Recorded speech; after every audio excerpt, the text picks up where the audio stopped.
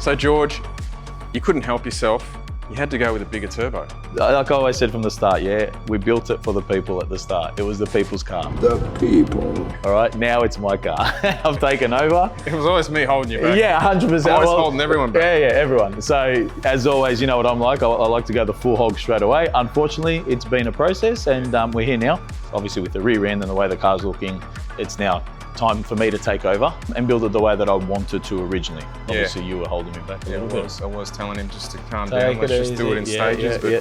I get it. Everyone just wants to go all in. And yeah, and look, it's been an enjoyable process too.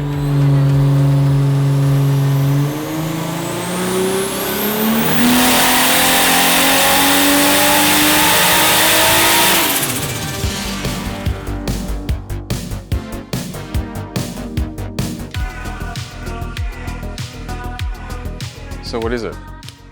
Well, we put turbo. Look, the guys at Pulsar jumped on board and gave us one of their 7975s, the 1450, and a 50mm wastegate.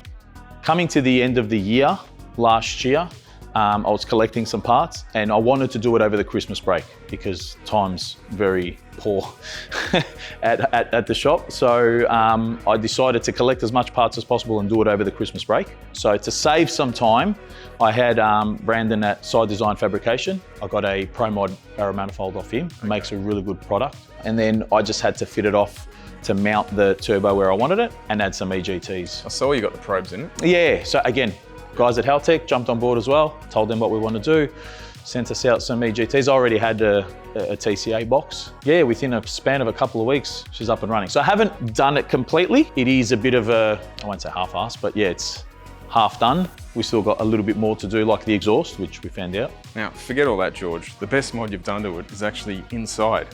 You Those like it? floor mats. Yeah, you like that? You like that? Yeah. That's what happens when you start getting bored and you're waiting for parts. You start ordering floor mats. Yeah. Coming back to this end of the car, now you did have a 3580. Two.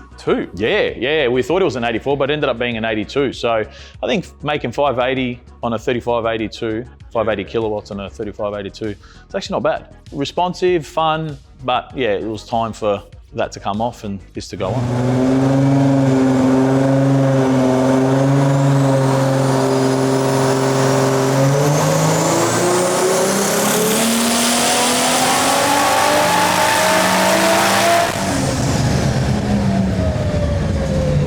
So that's your low boost. What's your low boost? That's 18 pounds, 17 pounds, yeah. That's all I wanted to just check. Just get that, and then I'll do a 25 pounder, which is like a medium boost. And then I'll do, I'll try to do 35 at least. 50. Someone's getting excited. Now, the one thing I need is duty cycle injector, duty cycle. So you were saying earlier that might be your Achilles heel for today, yeah, definitely. So because this did have a factory Ford ECU on it, and you had a loom to, I guess, a loom made to fit the car, you're able to run a Haltech Barra plug-in. It's not like most people would probably have more like a standalone, yeah? Yeah. In a setup like this. Oh look, you can still do it this way. Yeah. The beauty of this option here, as I'll show you later, but I added a couple of sensors, fuel pressure and oil pressure, and I was able to utilize the inputs and outputs that aren't being used in the factory loom. Yeah. So one was the boost sensor and the other one was the aircon.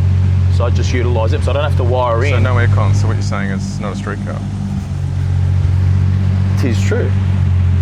All right, now let's go up on boost.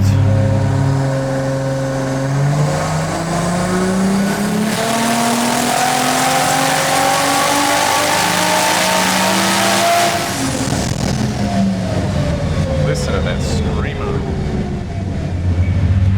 EGTs, now that we got them, are pretty spot on too.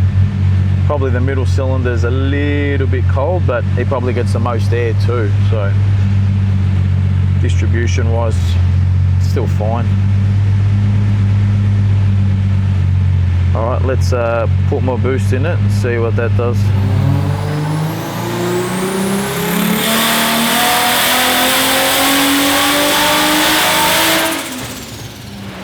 Okay, 24 pounds, 25, yeah, but that's maxing out the 3-port boost solenoid, so I can't get more than that. All right. So I need to, there's a trick that I know how to do to get more, so we're gonna try that. See how we go.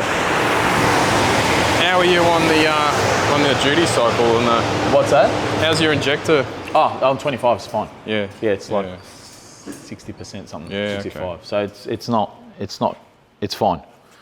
It just needs more boost, which was my fault because I wanted to bring. I mean, we can probably put some spring pressure in it, or try the high boost solution using all 3 ports. Because what you end up doing is, I think they end up utilizing controlling the wastegate from the top. Yeah. Come on, George. Back in the Swift days, it was just pull that hose off, yeah. Yeah. Feed it all the boost.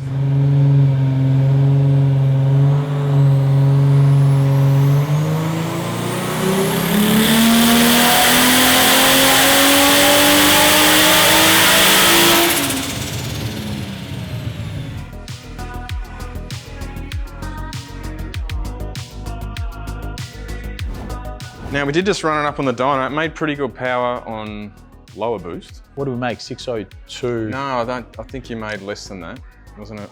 That was on like over 20. Didn't you make like? Oh yeah, on 18 we made for close to 500. About 500 kilowatts on sort of. And Yeah. these, obviously these turbos, you sort of probably want 25 in them, don't you? Minimum, yeah. And the problem is I still haven't updated the exhaust. So the dump pipe is now a nice, decent 4-inch, but it tapers down to a 3.5 to match the rest of the exhaust because I didn't have time over the break to build a system for it. Plus, you've still got the original fuel system in it. Yeah, and again, that's Always going to be. the limiting factor too, yeah. So the Peerbergs are good for the power that we want to make, but most of the time, if you're mounting them towards the front, you'll get that ability. I see. Okay. Yeah, so because they're at the back, they've got a lot further to push and travel, yeah. So we've sort of hit the limit. hit the limit here.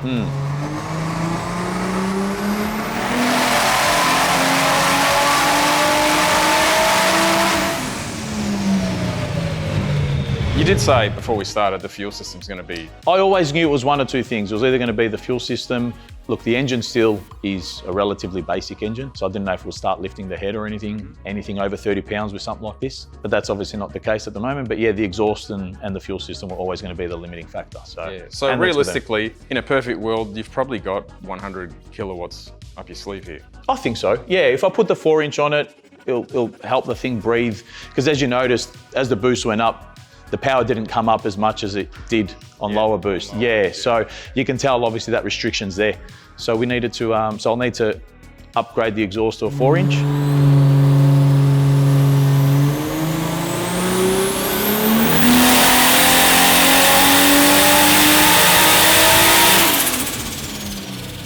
Would that upgrade include getting rid of that teardrop? The teardrop. You sent me a picture and I'm like, oh my God. The teardrop is all the rage, okay? Just watch it progress and everyone else do it. It was good, we'll get there. So the problem is I follow a lot of the jet ski stuff from Florida and every single Oh, they love it. Oh, teardrop, teardrop out the hull everywhere. Even in the Hondas, out the bonnet. Yeah, out the bonnet, yeah. Nah, so it's all good. One thing I do like about it, it's very subtle, like you wouldn't really notice it if you walk past the car. I want to get a bezel put around it too because obviously it's going to start melting that bumper. And the banana radiator is still holding up, I see. Still doing its job, but that's next on the agenda.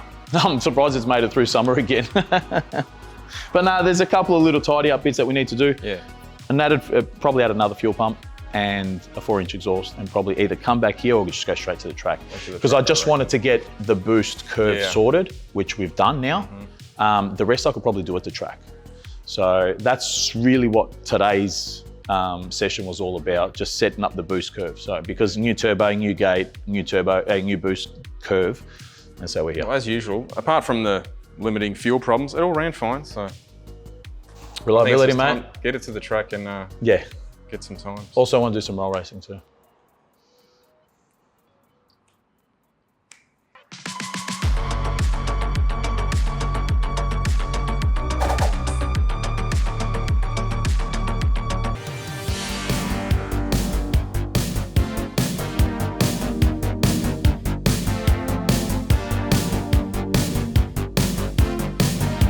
Just got to get our sides correct, Julie. Yeah, well, I look good both sides, all right? can see that one making the cut.